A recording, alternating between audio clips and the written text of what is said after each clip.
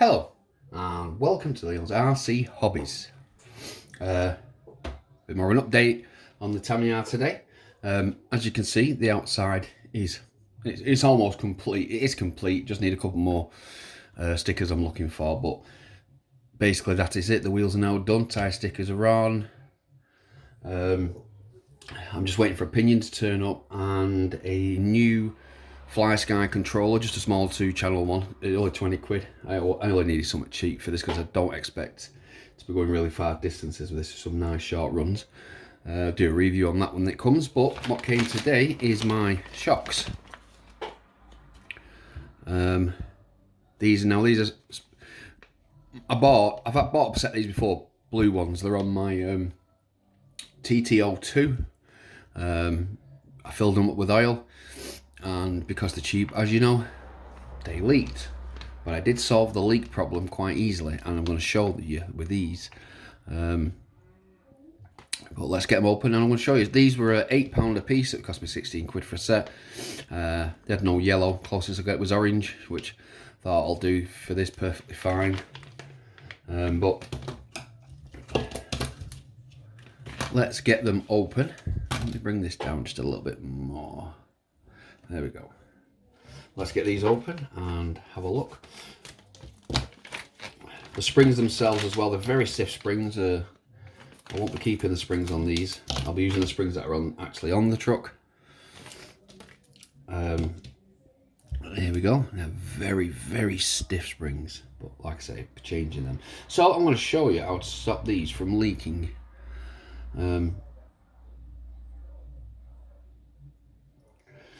Right, so first of all, let's take this bottom cap off.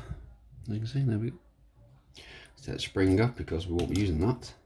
What I want is there. I need to get into this. But before we do that, let me get some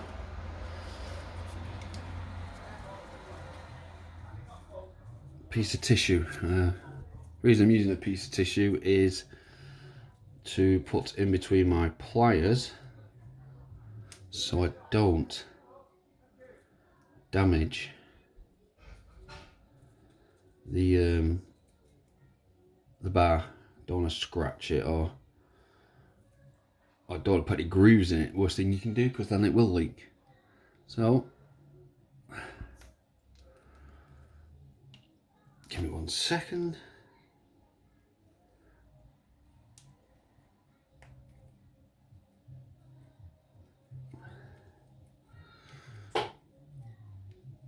Sorry about that, it's a tight one to pull off that.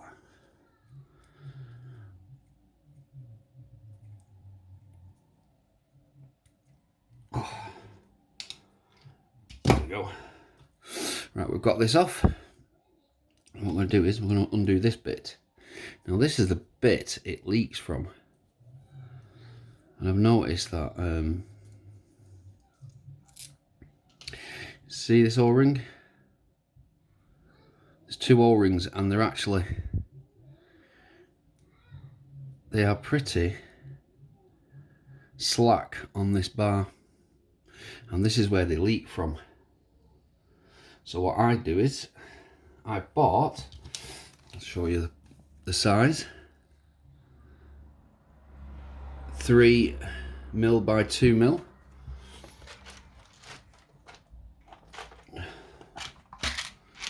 These little green ones, and this is what stops them to, well, I found this is how it stops them to leak. Put this over there and it fits inside that one. As you can see, fits in there. And then we get the next one, put it on top. And what you've got is, you've got 3 different ones in there now. We've got one right inside, the green one in the middle, and the red one on the outside. This will stop it leaking. Like I said, I tried it on my, I did it on the blue set that I had, and it worked absolutely perfectly. I've not had them leak since.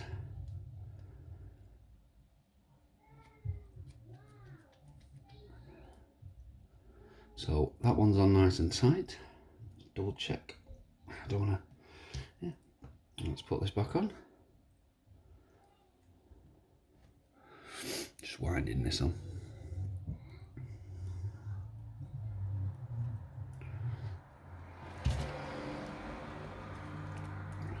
Just wind this up more, all the way. Let's go.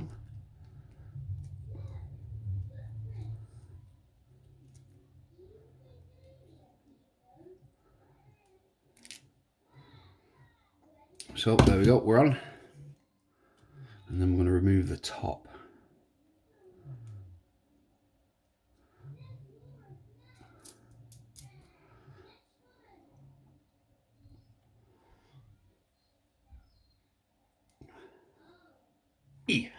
There we go.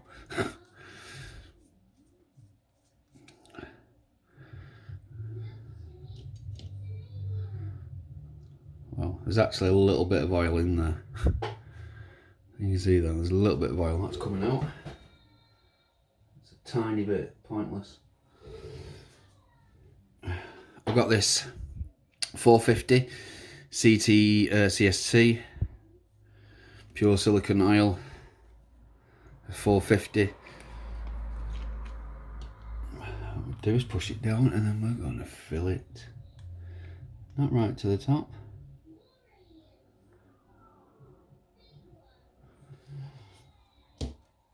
If you can see that, it's not quite to the top, just below where this is going to fit in.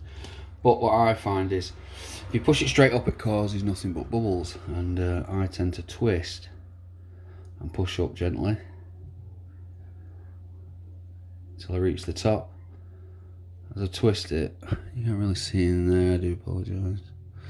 I'm getting no bubbles. And then slowly twist and bring it back down again.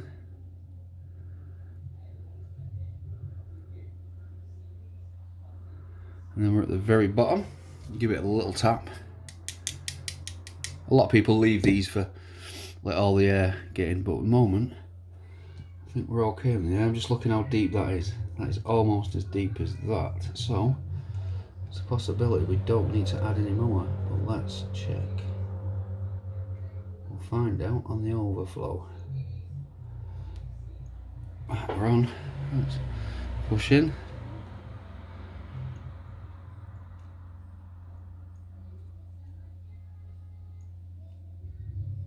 Checking for any leaks on there. Nope.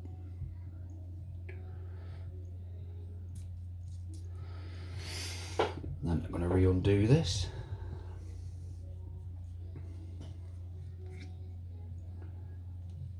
Checking for any, yep, a couple of bubbles in there now.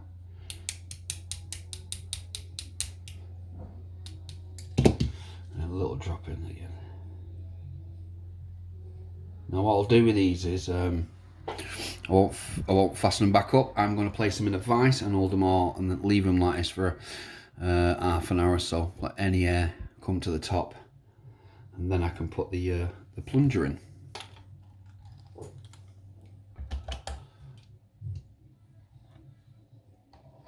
I do apologise if my hands are away a second. I'm just putting one in a vise. Stop it rolling around. Move them springs because I don't need them. Turn this around. There you go. So, sat in my vise. I'm going to do the other ones in a minute. But yeah, that's how I learned how to stop these cheap ones from leaking, and it was just a case of that one grub screw.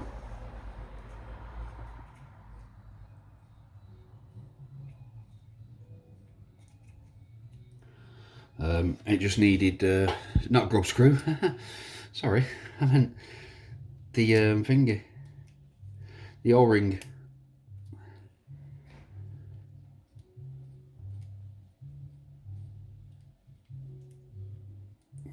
Do them both. But the truck is now coming along, like I say, they're waiting for this. I've got a 24 pinion there. It rolls fine, but it's not supposed to take a 24 pinion.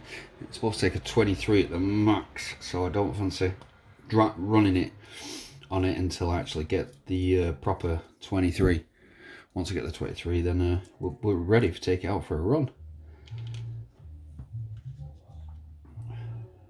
Another green one in there. Make sure it sits in properly. And don't worry, it won't be some time next year when you see this run. As soon as the bits come, next time I'm going to go shopping, I'm going to take it to the car park and give it a run on there. See what it's like. I certainly don't expect it doing supersonic speeds, maybe 30 mile an hour at the most, with the highest gearing I can give it. Like I say, it is going to be full brushless when it's done. I'm not leaving it brushed. Now I have got brushless setups, but they're the cheap ones. I've not had any problems with them. They're not set on fire or anything like that, but I don't fancy the chance. So I've got to buy another hobby wing, brushless ESC, and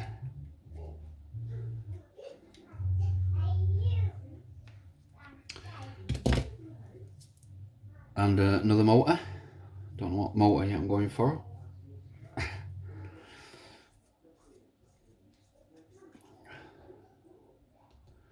Right, let's tip this little bit of oil out that's in there.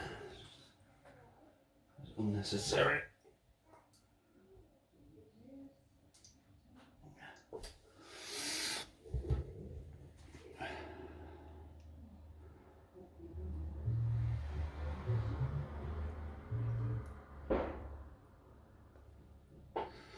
Now I find with a Tl01, I think it's a perfect chassis for this truck, because as a truck, has a narrow, it has a 2-beam chassis, has one either side, and usually about this wide instead of a tub. So I think it feels a little more authentic.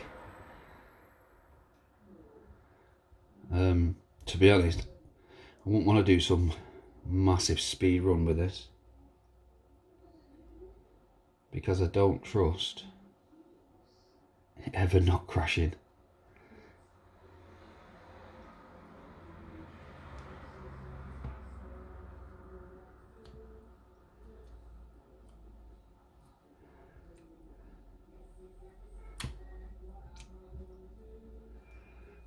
But yeah, sorry I got quiet there, I was just concentrating. Right, so that one's done. Now we've just got to leave in the oil.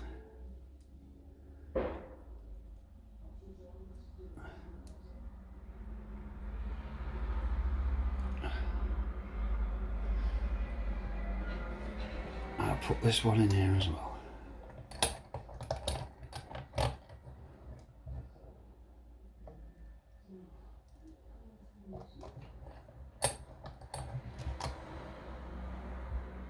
What I'll do is I'll